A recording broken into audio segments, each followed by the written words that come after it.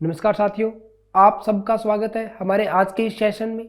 आज के इस सेशन में हम जियोग्राफी यानी कि भूगोल का अध्याय 7 जिसका नाम है राष्ट्रीय अर्थव्यवस्था की जीवन रेखाएं, यानी कि राष्ट्रीय अर्थव्यवस्था को बढ़ाने वाली जीवन रेखाएं या राष्ट्रीय अर्थव्यवस्था को बनाए रखने वाले कौन कौन से कारक हैं। बच्चों, हम इसमें आज मेनली परिवहन की बात करेंगे। अब परिवहन के साधनों की बात करेंगे, कौन कौन से तरीकों से परिवहन कर सकते हैं, कैसे हम हमारे उद्योगों को अनेकों प्रकार से जोड़ सकते हैं, उन सब के बारे में आज हम बात करेंगे। सबसे पहले अगर मैं बात करूं बच्चों कि परिवहन के साधन क्या होते हैं, यानी कि वे साधन बच्चों जो मनुष्य तथा सामान को एक जगह से दूसरी जगह ले जाते हैं, परिवहन के साधन कहलाते हैं। जैसे कि रेल, जल परिवहन, वायु परिवहन। तो रेल जो है, जल परिवहन जो है, वायु परिवहन जो है, इनका काम होता है मनुष्य को एक स्थान से दूसरे स्थान तक लेकर जाना। अब मैं बात करता हूं बच्चों संचार के साधन की। तो वे साधन जो सूचना, समाचार, संवाद को एक जगह से दूसरी जगह ले जाते हैं उन्हें संचार के साधन कहते हैं। यानी कि जो मनुष्य और सामान को एक स्थान से दूसरे स्थान तक लेके जाएगा उनको बोलेंगे परिवहन के साधन, और जो सूचनाओं को एक स्थान से दूसरे स्थान तक लेके जाएगा उन्हें कहेंगे सूचना के साधन। अब पहले अपने बात करेंगे परिवहन के साधनों की, और उसके बाद हम देखेंगे सूचना के साधनों के बारे में। अगर परिवहन की बात करूं तो अगर स्थल के ऊपर देखूं तो बच्चों स्थल के ऊपर सड़क, रेल और पाइपलाइन ये होते हैं परिवहन के साधन। और अगर मैं बात करूं जल पे तो आंतरिक और समुद्री मार्ग के जरिए, और अगर बात करूं वायु की तो घरेलू और अंतर्राष्ट्रीय। ये इतने प्रकार के परिवहन हमारे पास उपस्थित हैं। और सबसे पहले अपने बात करेंगे सड़क परिवहन की। तो बच्चों भारत में सड़कों का जाल आज दुनिया के विशाल सड़क नेटवर्कों में से एक है। भारत में कुल 2.3 मिलियन किलोमीटर सड़कें हैं। निर्माण और रखरखाव के मामले में रेल की तुलना में सड़कें बेहतर होती हैं। रेल परिवहन की तुलना में सड़क परिवहन का महत्व बढ़ रहा है, क्योंकि बच्चों रेल का जो परिवहन है ये महंगा भी हो रहा है, क्योंकि बच्चों इसके रखरखाव में ज़्यादा खर्चा करना पड़ता है। इसके कारण निम्नलिखित है कि रेल की तुलना में सड़कें बनाने की लागत कम पड़ती है, क्योंकि बच्चों रेल के अंदर सारा काम लोहे का, और वो भी मजबूत लोहे का होता है। तो एक पूरा नेटवर्क बनाने में, पूरा एक रेल लाइन तैयार करने में अधिक खर्च लगता है। सड़कें उबड़ खाबड़ और विच्छिन्न भूभागों पर भी बनाई जा सकती हैं, जबकि रेलवे बनाने के लिए आपको एक सीधी रेखा में या एक सीधी लाइन में चलना पड़ता है। यानी कि उसके लिए आपको कटाई भी करनी पड़ सकती है, कहीं आपको जगहों की भरपाई भी करनी पड़ सकती है, जबकि रेल परिवहन, सड़क परिवहन के लिए ऐसा कुछ भी नहीं करना पड़ता।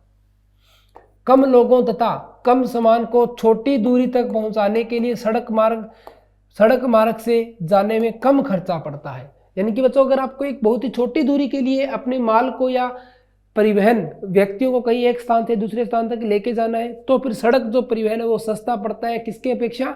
रेलवे की अपेक्षा।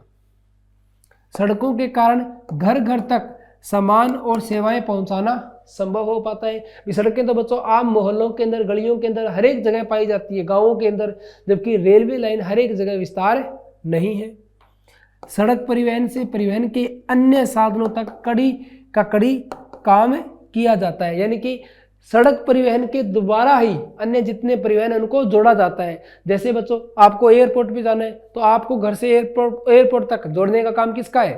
सड़क का काम है। आपको रेलवे में जाना है, रेल में जाना है तो फिर यहां से यहां जोड़ने का काम किसका है? सड़क का है। भारत में सड़कों के प्रकार, भारत में सड़कों की क्षमता के आधार पर इन्हें 6 भागों में बांटा गया है। यानी कि कुल 6 प्रकार की सड़कें बनती है बच्चों। ये अलग अलग इनके आधार पे नाम रखे गए हैं इनके, जैसे कि स्वर्णिम चतुर्भुज महाराजमार्ग योजना, या तो इसका पहला भाग है बच्चों वो है स्वर्णिम चतुर्भुज महाराजमार्ग। यह 6 लेन वाली यानी कि इसमें एक साथ 6 व्हीकल्स चल सकते हैं, और इसका नाम क्या है? स्वर्णिम चतुर्भुज महाराजमार्ग। महाराजमार्ग की सड़क परियोजना है जो दिल्ली, कोलकाता, चेन्नई, मुंबई, दिल्ली से कोलकाता, कोलकाता से चेन्नई और चेन्नई से मुंबई, और दिल्ली को जोड़ती है, यानी कि दिल्ली को जोड़ते हुए यह इन रास्तों से होकर गुजरती है, जिसका नाम क्या है? स्वर्णिम चतुर्भुज महाराजमार्ग। यानी कि इस चीज का आपको ध्यान रखना पड़ेगा कि यह किन किन क्षेत्रों को जोड़ती है। तो यह दिल्ली से कोलकाता, दिल्ली से चेन्नई, दिल्ली से मुंबई, यानी कि आपस में सबको एक दूसरे से जोड़ने का कार्य करती है। और उत्तर दक्षिण कॉरिडोर श्रीनगर और कन्याकुमारी को आपस में जोड़ती है, और पूर्व पश्चिम कॉरिडोर यानी कि सिलचर और पोरबंदर को आपस में जोड़ती है। तो आप देख सकते हो बच्चों, इन चारों को एक लाइन में जोड़ती है। उसके बाद उत्तर दक्षिण कॉरिडोर, उत्तर में श्रीनगर से लेके दक्षिण में कन्याकुमारी को। बच्चों श्रीनगर जम्मू कश्मीर में है और कन्याकुमारी तमिलनाडु में है। और पूर्व पश्चिम कॉरिडोर को, यानी कि पूर्व के अंदर अगर मैं बात करूं तो सिलचर, और पश्चिम में पोरबंदर को आपस में जोड़ने का काम करती है। तो बच्चों आप देख सकते हो ये कि दिल्ली से कैसे मुंबई, मुंबई से चेन्नई, चेन्नई से कोलकाता, एक तो ये बना बच्चों। दूसरा सिलचर से पोरबंदर और श्रीनगर से कन्याकुमारी। तो कैसे पूरे पूरे भारत को अपनी हद में ले लिया गया है।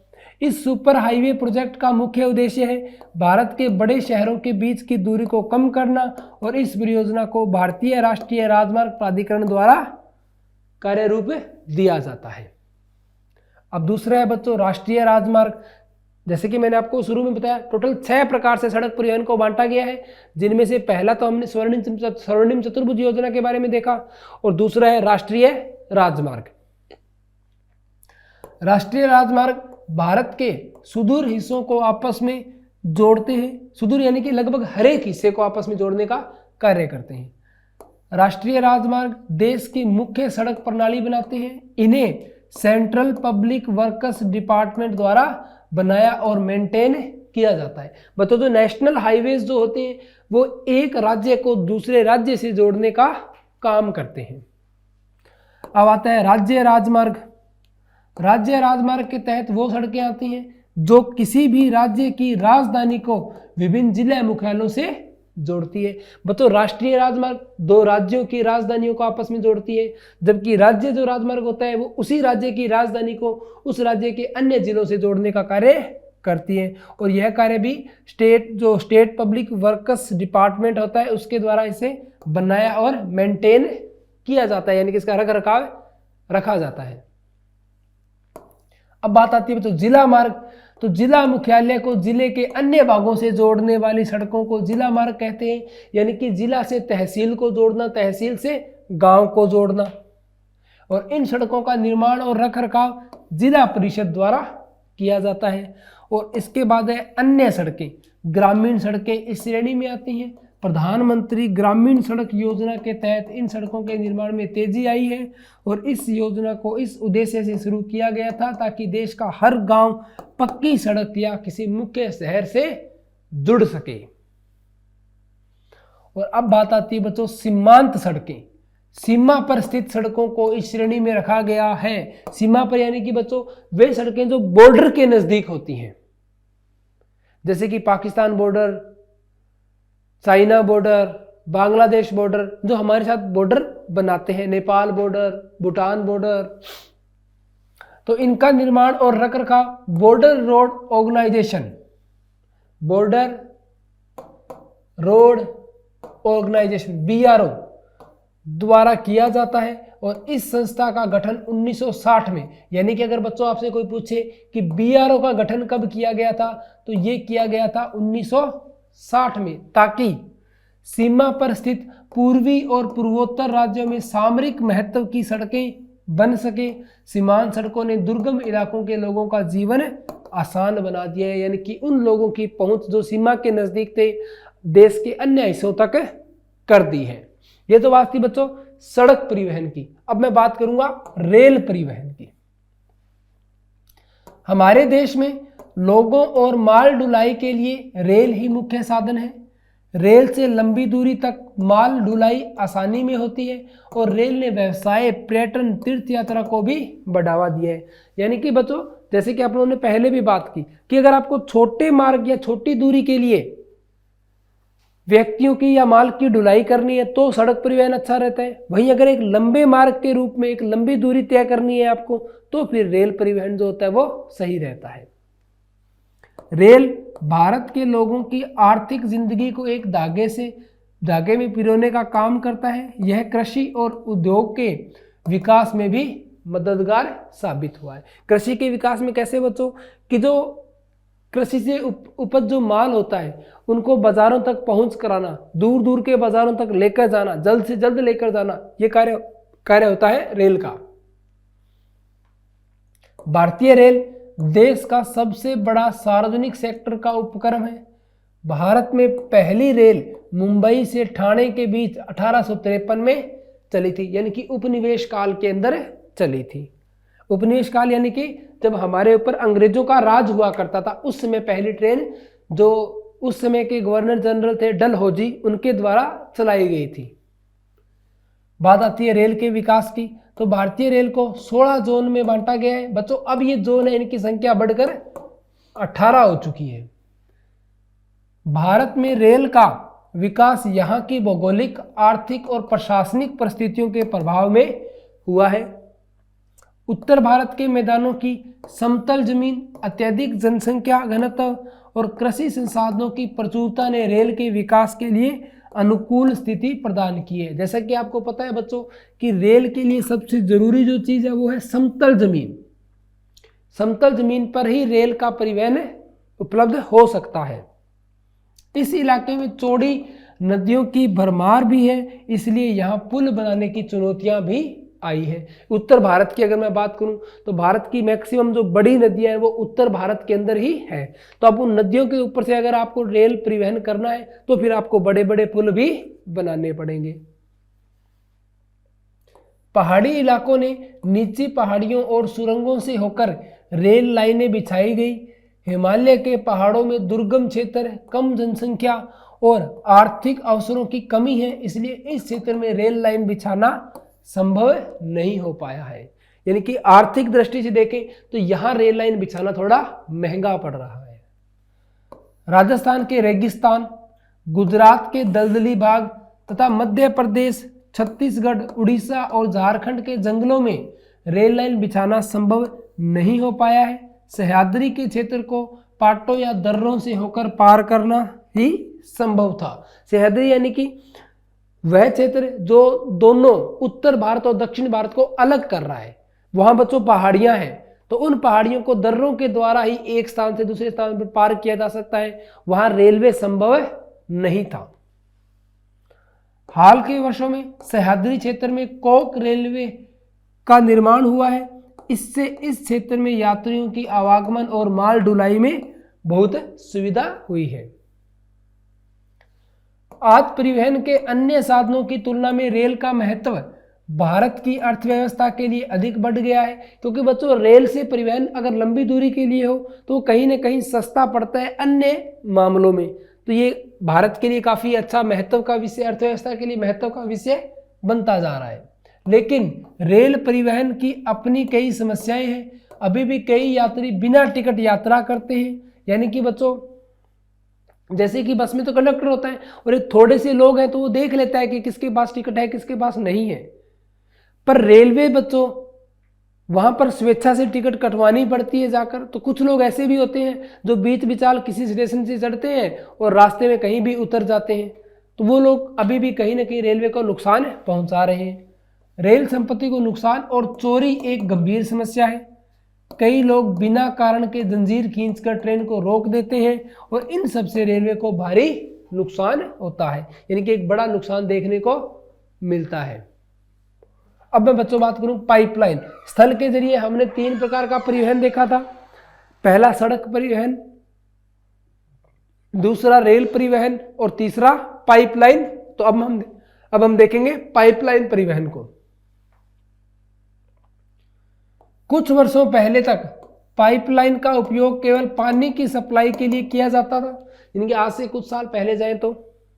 और आज भी अगर अपने बच्चों बात करो तो पाइपलाइन का नाम सुनते ही पहले पानी ही दिमाग में आता है कि पाइपलाइन के जरिए तो सिर्फ पानी का ही परिवहन किया जा सकता है। अब पाइपलाइन का उपयोग कच्चा तेल, पेट्रोलियम उत्पाद और प्राकृतिक गैस की सप्लाई के लिए भी होने लगा है। यानी कि अब पानी से आगे बढ़कर हम इन पदार्थों के लिए भी जो पाइपलाइन इनका इस्तेमाल करते हैं। कुछ ठोस पदार्थों की स्लरी के रूप में, स्लरी यानी कि उनको पानी के अंदर मिक्सचर बनाकर पाइपलाइन से सप्लाई किया जाता है। बरौनी, मथुरा और पानीपत जैसे स्थानों पर तेल रिफाइनरी का निर्माण पाइपलाइन के कारण ही संभव हो पाया।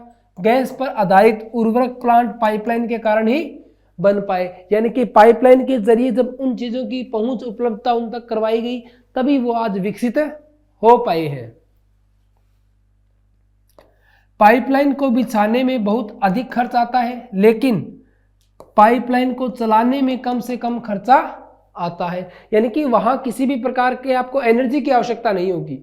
यानी कि एक ऐसी ढाल के अंदर पाइपलाइन बनाई जाती है कि एक बार जब उसके अंदर मटेरियल आ जाता है तो फिर वो अपने आप अपनी गतिज ऊर्जा के कारण चलता रहता है।